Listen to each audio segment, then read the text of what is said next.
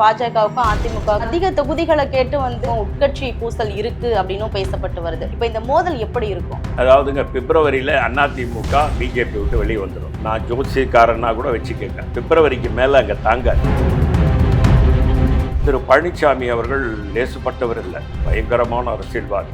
கடைசி நேரத்தில் முடியாதுன்ட்டு வெளியில் வருவார். ஏன்னா மேஜைக்கு அடியில் போய் பதவி வாங்குவார். மேஜைக்கு அடியில் போய் பதவி வாங்கிட்டு அந்த மேஜையே தூக்கி விட்டுட்டு அப்படி ஸ்டடியாக நிற்கிறாருல்ல. அதனால நம்ம அமித்ஷா மோடிலாம் சும்மா அவருக்கு டக்குன்னு ஏதாவது ஒன்று பண்ணி விட்டுருவாரு. சேர்த்துக்காத பட்சத்தில் ஓபிஎஸ் வந்து தனி கட்சி ஆரம்பிக்கிறதுக்கான வாய்ப்புகள் இருக்கா? பழனிசாமி வெளியே போனோன்னா ஓபிஎஸ் டிடிவியை கூப்பிட்டு ஒரு அதிமுகன்னு ஒன்று சொல்லிட்டு ரொம்ப துணிஞ்சு செய்வாங்க. ரெட்டையிலையை எடுத்து ஓபிஎஸ் கிட்ட கூட கொடுப்பாங்க. ஏன்னா இப்போ ரீசெண்டாக கூட டெல்லி போயிட்டு ஓபிஎஸ் பார்த்துட்டு வந்திருக்காரு அமித்ஷாவை. ரெண்டு மணி நேரம் பேசுனதா பத்திரிகையில செய்தி பார்த்தோம். 2 மணி நேரம் என்ன பேசிருக்க முடியும்? ஏங்க நீங்க சாப்பிட்ட சாப்பாடுல உப்பு இருந்ததா, காரம் இருந்ததா கேட்டிருப்பாங்க. நீங்க சாப்பிட்ட சாப்பாடுல உப்பு இருந்ததா, சாப்பாடு இருந்ததா, ரொட்டி நல்லா இருந்ததா, பதமா இருந்ததா, இல்ல முரட்டத்தனமா இருந்ததா கேட்டிருப்பாங்க. சார் நீங்க பேசும்போது சொன்னீங்க 200 தொகுதிகளில் வந்து வெற்றி பெறுவோம் காங்கிரஸ் சொல்லிட்டு இருந்தீங்கல்ல. இப்படி இருக்கும்பொழுது ஆட்சி அதிகாரத்தில் ஏன் நீங்கள் பங்கு கேட்க மாட்டீங்க? பங்கு கேட்டுக்கிட்டு தான் இருக்கோம். நாங்கள் எல்லாரும் கேட்டுக்கிட்டு இருக்கோம். நான் கேட்டேன், மரியாதைக்குரிய முன்னாள் தலைவர் அழகிரி அவர்கள் கேட்டார்கள், அப்புறம் பிரவீன் சக்கரவர்த்தி தொடர்ந்து பேசிட்டு இருக்காரு. நீங்க ஊடகங்களில் பார்த்துருக்கீங்க. இல்லை, செல்வ பிறந்தகை ஐயா பேசும்பொழுது சொல்லியிருந்தாங்க, அதாவது ஆட்சி அதிகாரத்தில் வந்து எங்களுக்கு வந்துட்டு விருப்பம் இல்லை, மக்கள் பணியை தான் நாங்கள் செய்வோம் அப்படின்னு ரீசெண்டாக பேசியிருந்தாங்க. ரிபல் மீடியா தமிழ் நேயர்களுக்கு வணக்கம். இன்றைய நேர்காணல்ல காங்கிரஸ் செய்தி தொடர்பாளர் திரு பொன் கிருஷ்ணமூர்த்தி ஐயா நம்மோடு இருக்கிறார். தொடர்ந்து பேசுவோம்.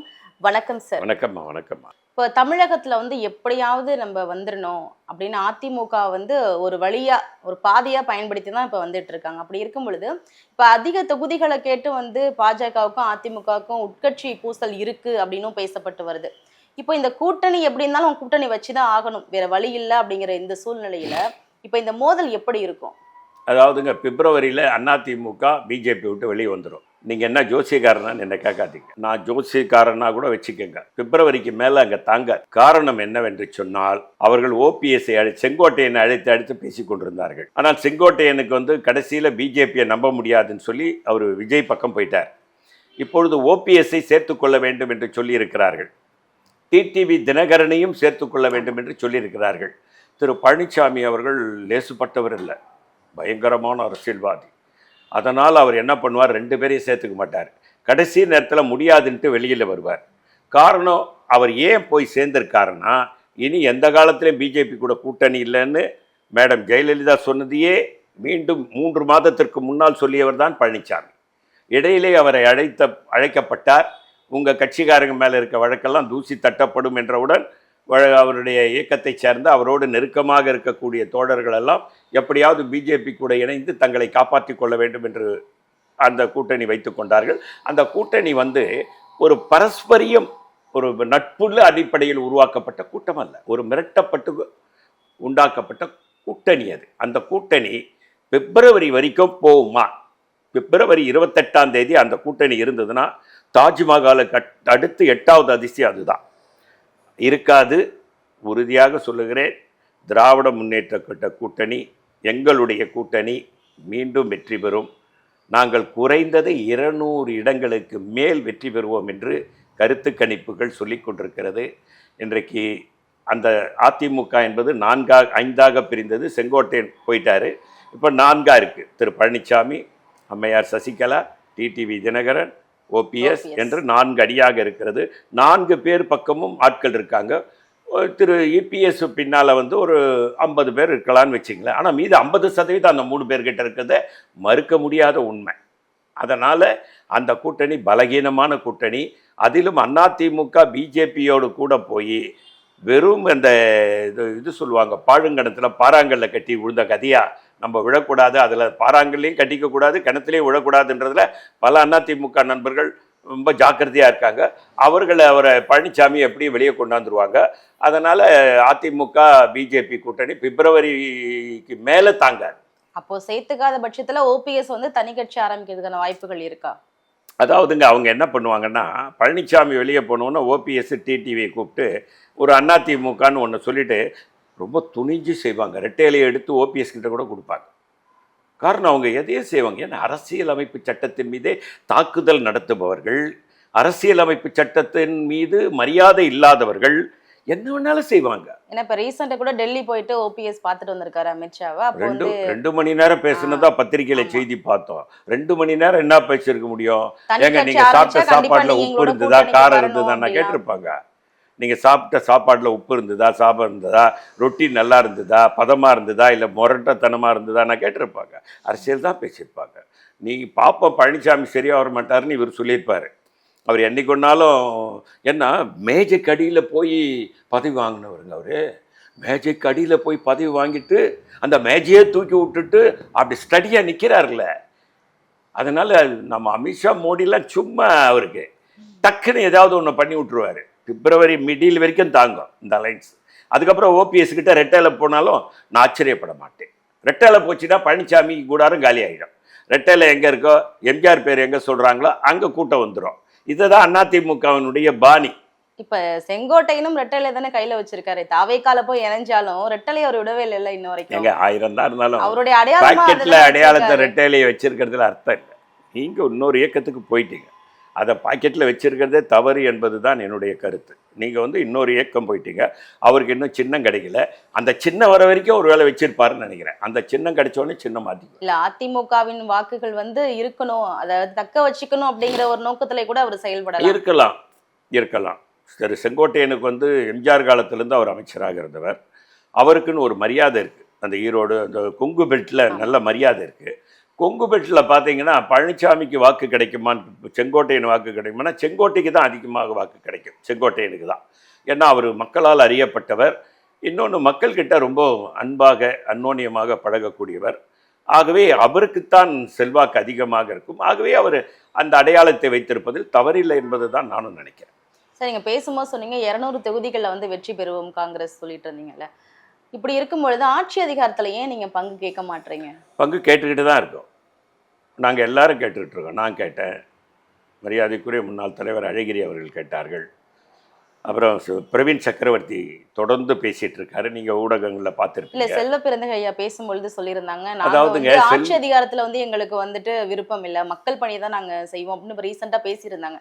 அப்போ இது எப்படி சொல்ற மாதிரி இருக்கு அப்படின்னா, எங்களுக்கு ஆட்சி அதிகாரத்துல இப்போதைக்கு பங்கு வேண்டாம்ங்கிற மாதிரி தானே இருக்கு. இல்லை, அது அவர் தமிழ்நாடு காங்கிரஸ் கமிட்டி தலைவராக இருக்கிறதால எங்களை மாதிரி வெளிப்படையாக பேச முடியாது. காரணம், ஒரு அத்தாரிட்டி, தமிழ்நாடு காங்கிரஸ் கமிட்டிக்கு அத்தாரிட்டி அவர் தான். வெளிப்படையாக அவர் சொல்ல முடியாது. இப்போ நான் சொல்லிடலாம், நாங்கள் கூட்டணி வேணும், துணை முதல்வர் கூட எங்களுக்கு வேணும்னு கேட்போம். அவர் சொல்ல முடியாது. காரணம் என்னென்னா, அவர் தான் தமிழ்நாடுன்னா Congress, all India Congress committee authority. அவர் எடுத்த போத்தன்னு சொல்ல முடியாது. இப்பொழுதுக்கு கூட்டணியில் தேவையில்லை என்று மேலிடத்திலிருந்து சொல்லியிருப்பார்கள். அதன் அடிப்படையில் அவர் சொல்லியிருக்க வாய்ப்பு உண்டு. அதுவே இறுதியானதாக இருக்கிறதுக்கு வாய்ப்பு இல்லை. நாங்கள் கூட்டணியில் ஆட்சி வேண்டும், ஏன் துணை முதல்வர் வேண்டும் என்றே நாங்கள் கேட்டுக்கொண்டிருக்கிறோம். இப்போ பீகார் சட்டமன்ற தேர்தலில் பார்த்தீங்கன்னா மகாபதன் கூட்டணி தோல்வியை தான் தழுவிருக்கு. அப்படி இருக்கும் பொழுது தமிழகத்தில் நீங்கள் பெரும்பான்மையான தொகுதியை கேட்குறதுல எந்த விதத்தில் சரின்னு நினைக்கிறீங்க? அதாவதுங்க, இப்போ கேரளாவில் பார்த்துருப்பீங்க, 6 மாநகராட்சியில் 4 நாங்கள் வெற்றி பெற்றிருக்கோம். 1 பிஜேபி, 1 கம்யூனிஸ்ட். அப்போ நீங்கள் பீகாரை சொல்கிறவங்க கேரளாவையும் சொல்லணும். இப்போ நீங்கள் கேரளாவில் எப்படி பண்ணா, அது வாக்குச்சீட்டு முறையில் நடைபெற்ற தேர்தல். அது நீங்கள் வாக்குச்சீட்டு முறையில் தேர்தல் எங்கெல்லாம் நடக்குதோ அங்கெல்லாம் காங்கிரஸ் தான் ஜெயிக்குது. ஓட்டிங் மிஷினில் எங்கெல்லாம் தேர்தல் நடக்குதோ அங்கெல்லாம் பிஜேபி நடக்குது. நீங்கள் எலான் மார்க், யார்? ட்ரம்ப்போட நண்பர், உலகத்தினுடைய மிகப்பெரிய மென்பொருள் பொறியாளர். அவர் சொல்கிறார், பீகார் தேர்தலுக்கு அப்புறம் அந்த ஓட்டிங் மிஷினில் தில்லுமுள்ளு நடப்பதற்குண்டான வாய்ப்புகள் இருக்குது. அந்த மென்பொறியாளராக எனக்கு அதில் நானே சோதித்து பார்த்துருக்கேன். தேர்தல் அந்த இந்தியாவில் பயன்படுத்தி, ஏன்னா அமெரிக்காவில் அதை பயன்படுத்தணும், அது சரியாக வரலன்னு எடுத்துகிட்டு மீண்டும் வாக்கு முறையை கொண்டு வந்தோம். நாங்கள் உலகத்திலேயே மிகப்பெரிய வல்லரசு நாடான அமெரிக்காவிலேயே நாங்கள் வாக்குச்சீட்டு முறையை அமுல்படுத்தி நடத்தி கொண்டிருக்கும் போது இந்தியா போன்ற மிகப்பெரிய நாட்டில் ஒரு 5 நாள் தான் ஓட்டு எண்ணிக்கை நடக்கட்டுமேங்க. 5 ஆண்டுகள் ஒருத்தர் ஆட்சி நடத்துறாங்க, ஏன் நீங்க கொண்டாட மாட்டீங்க? இல்ல, வாக்குச்சீட்டு முறைக்கான சாத்தியங்கள் இருக்காங்க. நம்ம எங்க மனது வைத்தால் மார்க்கம், எதுவும் நடக்காதது எதுவும் இல்லை, அத்தனையும் சாத்தியம்தான். மாற்றம் என்பது மாறாதது இல்லை, மாற்றம் என்பது நிச்சயம் மாற்றலாம். ஆனால் இந்த அரசாங்கம் ஓட்டிங் மிஷினையும் தேர்தல் கமிஷனையும் நம்பிதான் தேர்தலையே நடத்தி கொண்டிருக்கிறது. நீங்கள் பீகாரில் எஸ்ஐஆர் நடத்துவதற்கு 2 ஆண்டுகள் தேவை. நீங்கள் பார்த்துருப்பீங்க. இப்போ எஸ்ஐஆர் தமிழ்நாட்டில் பண்ணுறாங்க. 3 தடவை வரணும். அந்த அதிகாரி 3 தடவை வந்து, நீங்கள் வீட்டில் இருக்கிறீங்களா, நான் இந்த வீட்டில் இருக்கிறேன்னா, என் பேர் என்ன, யாருன்னு 3 தடவை வந்து விசாரிக்கணும். இதுக்கு 2 வருஷம். நீங்கள் இப்போ வந்து டெக்னாலஜி வளர்ந்துருக்கு அப்படின்னு சொன்னால் கூட அவர் சரியான ஆர்குமெண்ட்டை வச்சார். 1 இயராவது வேணும். ஆனால் இவங்க 50 நாளில் பீகாரினுடைய எஸ்ஐஆரை முடித்திருக்கிறார்கள். எப்படிப்பட்ட எஸ்ஐஆர் நடத்தினார்கள்? முதலிலே 65 லட்சம் வாக்காளர்கள் இல்லை என்று சொன்னீர்கள். உச்சநீதிமன்றத்திலே வழக்கு தொடுத்தோம். உச்சநீதிமன்றம் என்ன சொன்னது? உச்சநீதிமன்றம் அந்த பதிலை சொல்லியிருக்க கூடாது என்பது என்னுடைய கருத்து. கபில் சிபலை பார்த்து என்ன சொன்னார் நீதியரசர்? எல்லா பதிலும் உங்களுக்கு தேர்தல் கமிஷனிடம் இருந்தது. தேர்தல் கமிஷன் கிட்ட பதில் வாங்க முடியலன்னு தானே நீதிமன்றம் வந்தோம். நீதிமன்றமும் மறுபடியும் தேர்தல் கமிஷன் சொல்லணும்னு சொன்னா எங்களுக்கு நியாயம் கிடைக்கவில்லை என்ற வருத்தத்தை பதிவு செய்யணும். நாங்கள் தான் தேர்தல் மிஷனை கொண்டு வந்தோம்.